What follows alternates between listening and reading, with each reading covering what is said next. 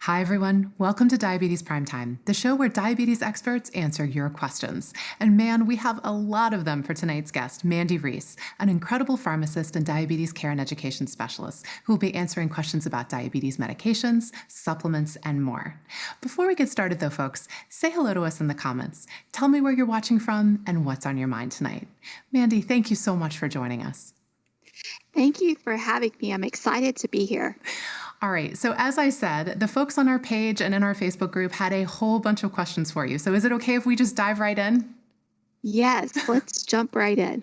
All right. So let's start with some questions about supplements, something that folks always have questions about. Jan asks, are there supplements that would benefit most people with diabetes, in particular to help with energy? What would you say to Jan? I would tell Jan that a B complex vitamin, because it has vitamin B12, is an excellent choice. I would also say folic acid and chromium, not so much for energy, but more so for managing blood sugar levels, are great choices.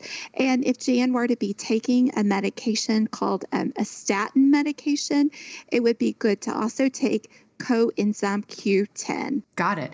And I want to say real quick before we get too far down the road, you always want to talk to your doctor about any supplement or vitamin that you want to take and just let them know what you're taking and what you're thinking about taking just to make sure that it's right for your specific situation.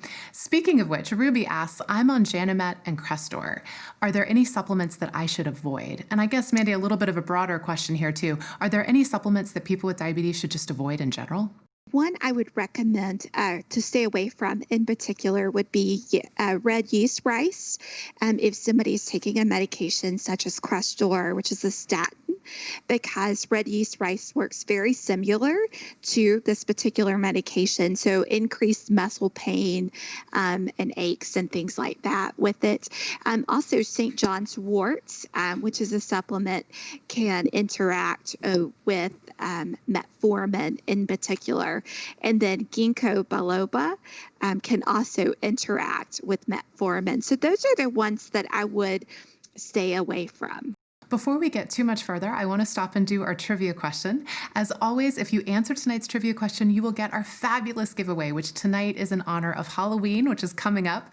We've created a handy guide that lists the calories and carb counts for the most popular types of candy out there, so you can decide how to indulge without going overboard. I know Halloween is going to probably look a little different this year, but I'm confident that candy will still be a part of it. So you will get that guide if you answer tonight's question, which is, true or false, metformin is a medication commonly prescribed to help lower blood sugar levels. Is that true or false? Tell us in the comments and you will get our awesome guide to different types of candy just in time for Halloween. And trivia tonight is brought to you by Arcray. As your diabetes health ally, Arcray helps make diabetes management easy and affordable. Visit arcrayusa.com/cost to receive a free blood glucose monitor along with wellness materials to help simplify your diabetes management. So one supplement in particular generated quite a few questions, and that was magnesium. Carol asked, do magnesium supplements interfere with metformin? My magnesium is extremely low, and I'm taking supplements 3 times a day. Does Carol need to be concerned about how her supplements might be interfering with metformin? I would tell Carol to not be worried, actually. There's no interaction between metformin and magnesium. And magnesium is actually a good supplement to take because low levels of magnesium have actually been associated with type 2 diabetes. And so with insulin resistance, it can actually decrease magnesium. So taking that supplement can very much help. So Debbie asked, do you have to take calcium with magnesium? She says that she's afraid because she's had kidney stones 2 times and calcium oxalate stones. I would say no. Magnesium does not have to be taken with calcium. Now, magnesium can help with calcium absorption, but it's not essential. And calcium really has no impact on magnesium absorption. Folks, Mandy is sharing such great information with us here tonight. If you're inspired to learn more from other diabetes experts while you're in the car or on a walk, check out our podcast. We have in-depth interviews with diabetes physicians, dietitians, and yes, pharmacists on a wide variety of topics related to living our best life with diabetes. Just search Diabetes What to Know wherever you listen to podcasts, and we'll put a link in the comments too. Okay, Mandy, Melissa has a question about her A1C. She says, I'd love to know how my morning fasting numbers can average averaged between 150 and 190 over 6 months, but my A1C was 5.5. So I think Melissa is saying she thought her A1C would be higher based on her morning fasting numbers. Why might her A1C be lower than she expected? Oh, that's a great question and a very valid question. And keeping in mind that an A1C is just an average of all of the blood sugars over the last 90 days. And so I would suspect that she's having lower blood sugars later in the day and potentially overnight, because with her A1C of 5.5, it just would tell me outside of first thing in the morning, she's having lower sugars the rest of the day. So it's kind of all those times she's not checking blood glucose, it's probably a lot lower than it is in the morning, and that's Yes. what's contributing to that A1C number. Yes. Interestingly, with type 2 diabetes, we usually see the fasting blood sugar tend to be higher early in the sort of disease condition. So I'm not surprised to see that her fasting blood sugar is a little bit higher than as is reflected by her A1C. All right, so we're going to take a quick break here and play a video of endocrinologist Dr. Richard Jackson talking about why it's our A1C that matters and not our individual glucose numbers when it comes for our risk of developing complications. So we'll play that video now and then come back and keep asking Mandy more of your great questions. Many people with diabetes focus on their glucose. That makes good sense. It provides so much information. But also, we tell almost everybody that they should check their glucose all the time, follow it closely, keep it within a certain range. But the most important way to look at your glucose is the A1C. If the A1C is in your target range, and if you haven't had any bad lows, that's blood glucoses below 70. So if that's happened, then by definition, every glucose you've had for the last 3 months was perfectly fine. Whether it was 280 one day or 360 one day, if you didn't have lows and your A1C at the end of that time is in the target range for you, then all of those glucoses by definition are fine. And that's a really important, because that's what the clinical data tells us. And what that tells you is that a high number never should be scary. It just gives you information. Great video and such an important reminder. For those of you who have just joined us, we are here with pharmacist and diabetes care and education specialist Mandy Reese, and she is answering questions about medication, supplements, and more. In case you missed it, here is tonight's trivia question. True or false, metformin is a medication commonly prescribed to help lower blood sugar levels. Is that true or false? Tell us your answer in the comments and you will get our super handy guide of the calories and carb counts of many popular brands of candy, just in time for Halloween. In honor of tonight's trivia question, we did get several questions about metformin, a commonly prescribed medication for diabetes. Mandy, Lois asked, does metformin cause cancer and dementia? What would you say to Lois? Oh, Lois, those are great questions, especially in today's time. So metformin does not cause cancer or dementia. Interestingly, there's been recent recalls of metformin extended release, or ER or XR, and that's due to a ingredient that can be found in those particular extended releases of metformin, and the short name for that is NMDA. And it's actually been shown higher levels of NMDA can actually increase the risk for cancer, but it's not the metformin itself. Annette asks, metformin is a great medication for diabetes, but many people stop taking it because of the GI side effects. What do you recommend for minimizing the stomach issues for new users? Probably the most common complaint about metformin. What I tell folks is two things. Start off with a small dose, usually 500 milligrams in the morning and evening, and slowly increase the dose over time. Also taking it with a little bit of food, as well as taking it with a probiotic, such as Align, Philips Colon Health. Those are all good probiotics, and that can actually significantly decrease the stomach upset that's associated with metformin. And then oftentimes using an extended release formation of metformin is also very helpful. Mandy, I know there was a recall of several lots of metformin a few months ago. Is there anything that people with diabetes should know about that? Yeah, so there's several manufacturers, around 5 or 6, who have recalled several lots of metformin, and lots are just batches of medication when they were made in the factory. And folks need to contact their pharmacy to find out if the medication has been recalled. So I would not advise contacting your provider's office because they're not going to know.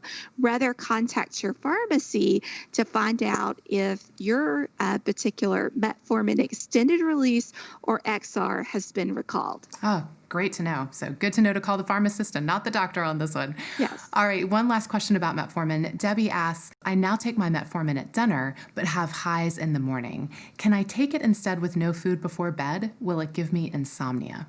Great question, Debbie. So, a couple of possibilities that could be happening that are causing that slightly higher blood sugar in the morning. One, your blood sugar could be going low around 3 or 4 in the morning. And as a result of that, your liver is releasing glucose out into the bloodstream. So then when you wake up in the morning, your blood sugars are higher. If that's the case, then you need to eat a snack at bedtime.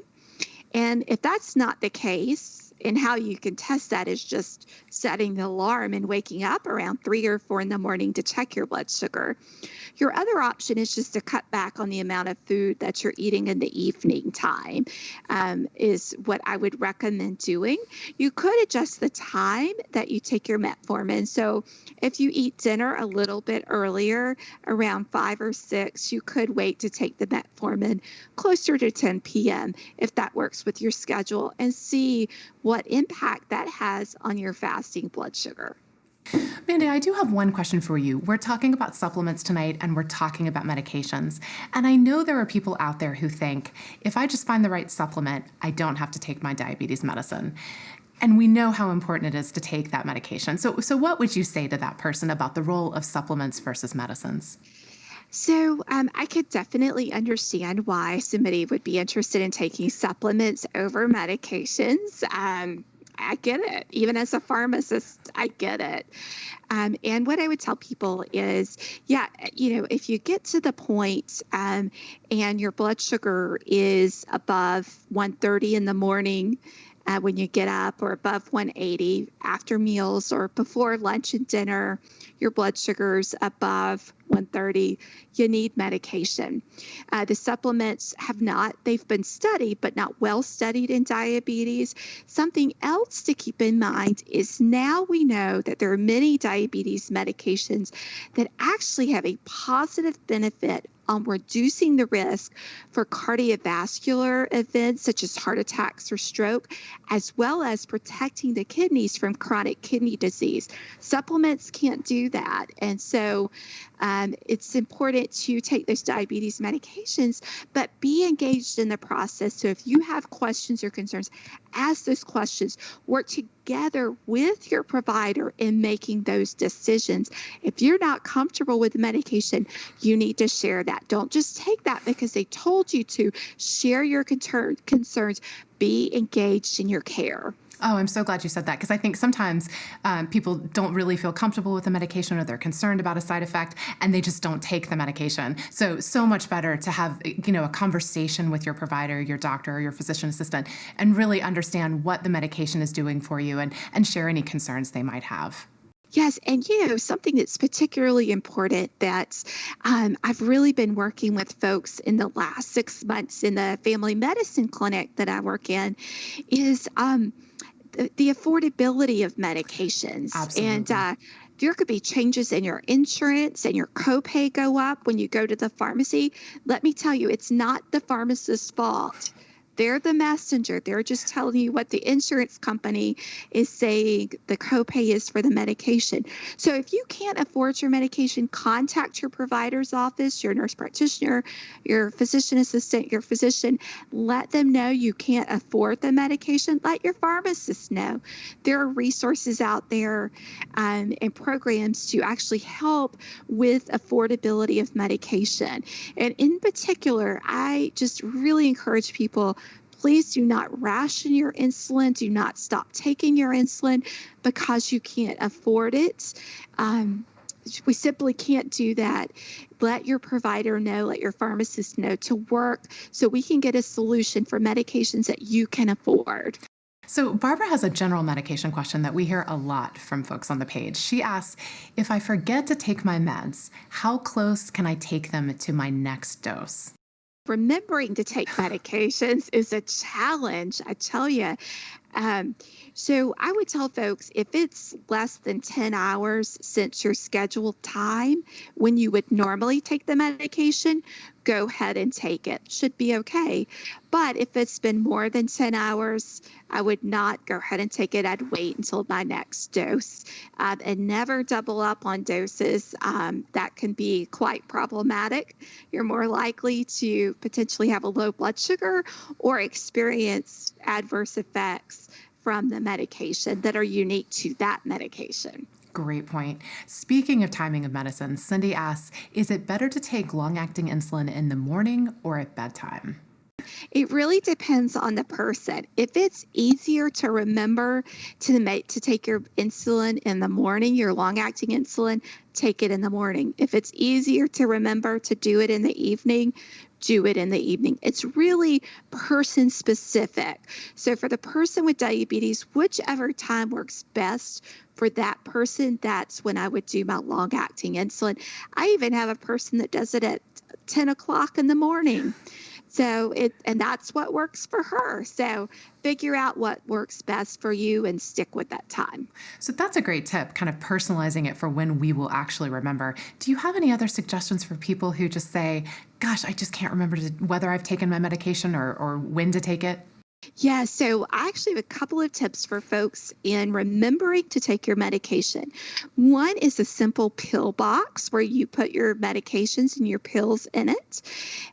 Also, you can set an alarm on your phone where it plays music when it's time to take your medication. Put your medication in a place where you can see it. Also, tie it to an activity that you already do. So in the morning, if you brush your teeth, which I hope you do, and in the evening when you brush your teeth, tie it to an activity that you would normally do, a self-care type of activity. When we've asked this question on the page before, a lot of people tie taking that first medication of the day with drinking coffee. And I think that's easy. That you just put it right by the coffee machine and you see it and you know you're going to drink that coffee. So that's one way to remember as well. Angie asks, what type of weekly injection has the least side effects and is the safest? So currently, we actually have 3 available once weekly medications. We have the Bydureon B-Size, we have the Trulicity, and we have Ozempic. All 3 are safe. I can tell you in our clinic, we prescribe all 3. The main difference that you're going to see is in the amount of nausea. The higher the dose of a once weekly medication, a GLP-1 agonist, the higher the dose, usually the more nausea a person's going to experience. Now, I will tell you from a heart or a cardiovascular, to use a big fancy word, you're going to get greater benefit from Trulicity or Ozempic in terms of protecting your heart that you're not going to get with the Bydureon or the Bydureon B-Size. And so I will tell you just from experience, it's usually person specific in terms of which one they respond best to of the 3. And oftentimes our insurances kind of guide us in which one is going to be covered. And so that sort of guides it. But a tip that I tell folks when they start on the once weekly is to make sure you decrease the amount of food that you eat and decrease the amount of animal fat that you eat. So if you eat something fried or you eat ice cream or something like that, and again, I'm not saying you can't ever eat those foods, but those foods are more likely to increase the nausea that you actually have with those once weekly injections. All right, last question for you, Mandy. Judy asks, my doctor told me that insulin will make me gain weight. Why does this happen? Well, increasing the amount of insulin in the body is going to increase the amount of glucose that goes into cells. And the more energy, the more glucose we have, that can actually turn into fat cells. Now, the other piece to it is insulin will make you a little bit more hungry. Also, insulin, if you get a low blood sugar, you have to treat a low blood sugar, which is more calories in.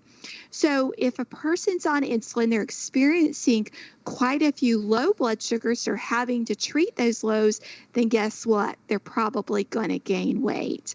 So really trying to watch portion sizes as well as increasing that physical activity is going to be big keys when starting insulin therapy. It doesn't mean the person with diabetes has somehow failed. They didn't get it right.